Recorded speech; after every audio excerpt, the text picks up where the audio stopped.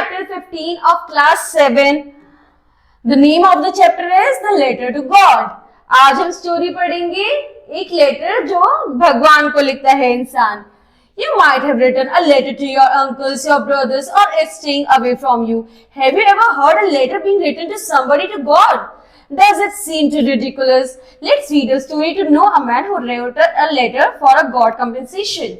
तो बच्चों हम अपने जो लेटर्स है वो बहुत सारों को लिखते हैं. हम अपने परिजन को, अपने फ्रेंड्स, क्लोज वंस जो हमसे दूर रहते हैं उन सबको लेटर्स लिखते हैं. लेकिन क्या आपने कभी सुना है कि कोई इंसान भगवान को लेटर लिख रहा है? कि आपको थोड़ा स्टूपिड, थोड़ा रिडिकुलस, थोड़ा अजीब नहीं लगता? लगता है. तो आज हम स्टोरी पढ़ेंगे आदमी ने जिसने एक भगवान को लेटर लिखा. The house, the only one in the entire valley, set on the crest of the low hill. From its height, one would see the river and the field, the ripe corn dotted with the flowers that always promise a good harvest. एक घर जो कि इतनी ऊंचाई पे था कि वहां से तुम सारी नहर, पानी, नदी सब देख सकते हो, और वो इतना बहुत ही ज्यादा सुंदर था. The only thing the land needed was a downpour at the least shower.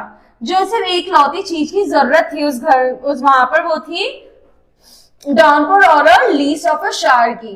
Throughout the morning, Lencho had done nothing else but seen the sky towards the northeast. अब पूरे दिन में सुबह को उठ के लेंचो ने क्या करा? उसने आसमान की तरफ, नॉर्थ ईस्ट की तरफ देखा सुबह उठते ही. Now we are really going to get some water, woman. The woman who was preparing supper replied, "Yes, God willing." अब वो आदमी से कहते बहुत ही जल्द हमें पानी मिलेगा. तो वो कहते हाँ, शायद भगवान भरोसे मिल जाए पानी हमें. It was during the meal that just as Lencho had predicted, big drops of rain began to fall in the northeast. Huge mountains of clouds could be seen approaching. जितने में वो कहते हैं कि अब हमें पानी मिलेगा, उतने में ही बारिश होने लगती है बहुत तेज. The air was fresh and sweet. The man went out for no reason than to have the pleasure of feeling the rain on his body. And when he returned, he exclaimed, "These are not raindrops falling from the sky. They are new coins." तो वो आदमी ऐसी बाहर जाकर उस मौसम के मजे लेने लगता है और वो कहता है वापस आकर कि बारिश की बूंदे नहीं, ये एक न्यू कॉइन्स है. With a satisfied expression, he looked at the fire field and ripe corn for its flower, draped in a curtain of rain. But suddenly, a strong wind began to blow, and along with the rain, very large hailstones began to fall. "It's really getting bad now," exclaimed the man. "I hope it passes quickly." तो बच्चों क्या होता है, वो जो आदमी है वो बहुत ही खुशी से कहता है कि बारिश नहीं पैसे कमाने का जरिए, क्योंकि जो अब हमारी हार्वेस्ट, जो हमारी क्रॉप्स हैं, वो अच्छे से फ्रूट्स देंगी, हमारे को सारी खाने की चीजें देंगी जिसको हम बाजार में बेच के पैसे कमा सकेंगे. बट इतना कहते कहते हेल स्टॉर्म से एक तूफान आने लगा और वो उसे देख के बहुत ही टेंशन में आ गए कि अब क्या होगा, काश ये जल्दी से जल्दी निकल जाए. It did not pass quickly. For an hour, the hail rained on the house, the garden, the hillside, the confirmed and on the whole valley. लेकिन देखते देखते जो तूफान है वो बहुत ही ज्यादा बढ़ जाता है, वो रुकने का नाम ही नहीं लेता है. The field was wide and it covered with salt. Not even a single leaf remained on the trees. The corn was totally destroyed. The flowers were gone from the plants. Lencho's soul was filled with sadness. When the storm had passed, they stood in the middle of the field and said, "A plague of locusts that have left more than this. The hail has left nothing this year. We will have no corn." अब क्या हुआ बच्चों, जब वो आदमी इतने में कह ही रहा था, अरे कितना अच्छा मौसम हो रहा है, बारिश आ रही, अब हमारी क्रॉप्स और अच्छे से उगेंगे, हमें पैसे मिलेंगे. लेकिन देखते ही देखते इतना ज्यादा तूफान आने लगता है कि वो सब कुछ उजाड़ देता है. जो उनकी क्रॉप्स होते बिगड़ जाते, जो कॉर्न्स होते वो उखड़ जाते, सब कुछ खराब हो जाता है. स्टॉर्म सब कुछ बिगाड़ते, कहते हैं अब हमारे पास कुछ नहीं बचा, शायद इस साल हमें कुछ बेच के हम पैसे नहीं कमा पाएंगे. That night was a sorrowful one. But in the hearts of all who lived in that house in the middle of valley, there was a single hope.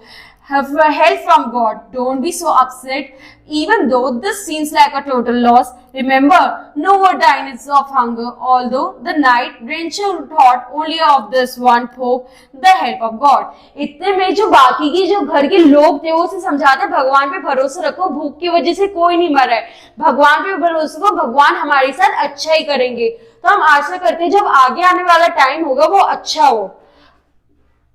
Lencho was an ox of a man, walking like an animal in the field, but still he knew how to write. The following Sunday, he began to write a letter to which he himself would carry to be torn and placed in the mail. It was nothing else but a letter to God.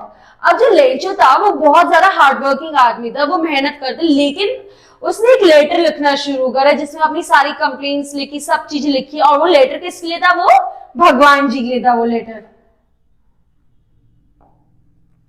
God, he wrote, if you don't help me, my family and I will go hungry this year.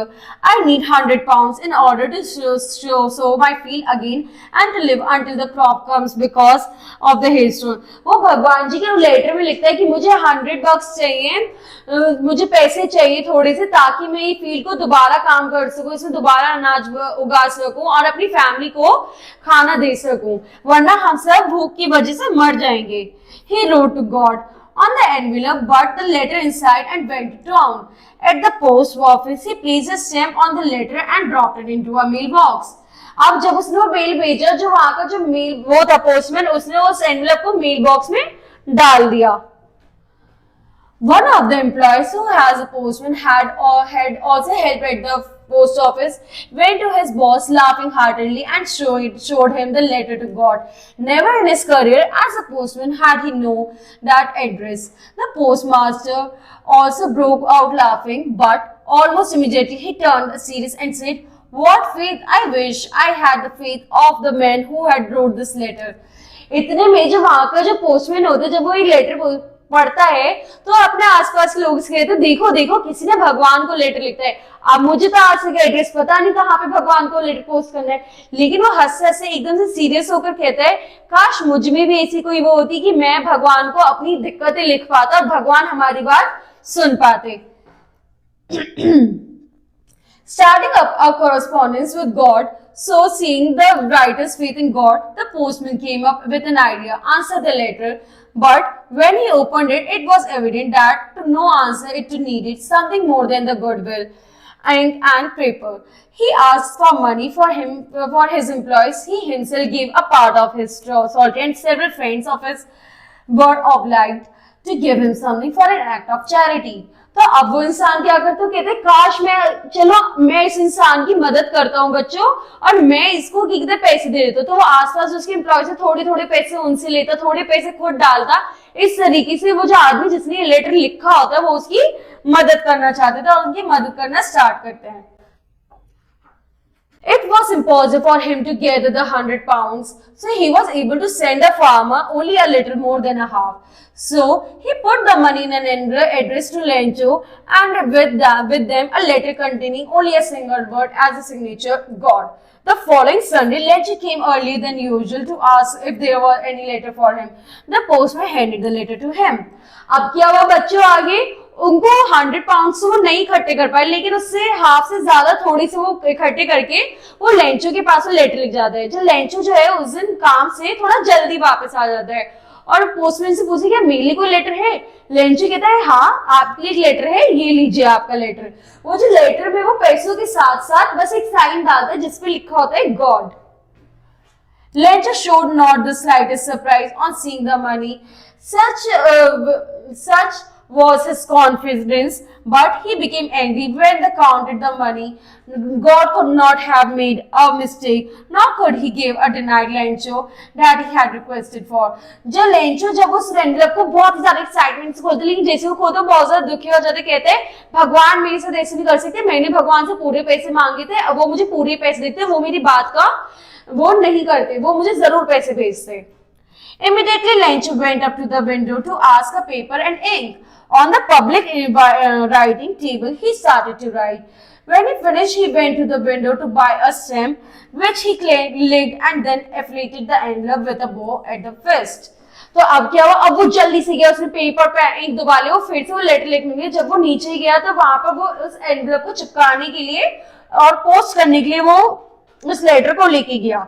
The moment that the letter fell into the mailbox, the postman went open it. It said, God of the money that I asked for, only 70 pounds reached me. Send me the rest since I need it very much. But don't send it to me though the mail, because the post office employees are a bunch of crooks, Lencho. तो अब जो वो Lencho है वो ये सोचता है कि इनमें से आधे पैसे जो है वो पोस्ट ऑफिस वालों ने चुरा लिए। तो लेटर में जो पोस्टमैन वो लेटर पढ़ता था, वो क्या पढ़ता है उसमें कि भगवान मैंने आपसे 100 पाउंड्स मांगे थे और ये सिर्फ 70 पाउंड था। और हाँ, इस बार किसी मेल पोस्टमैन के हाथों पैसे मत भेजना, क्योंकि जो पोस्टमैन वाले वो पैसे चुरा लेते हैं। क्यों? क्योंकि उसे लगा कि पोस्टमैन ऑफिसर ने पैसे चुरा लिया, भगवान ने उसे पैसे भेजे थे। ठीक है बच्चों, अब हम अपना नेक्स्ट चैप्टर अगली क्लास में पढ़ेंगे। Thank you.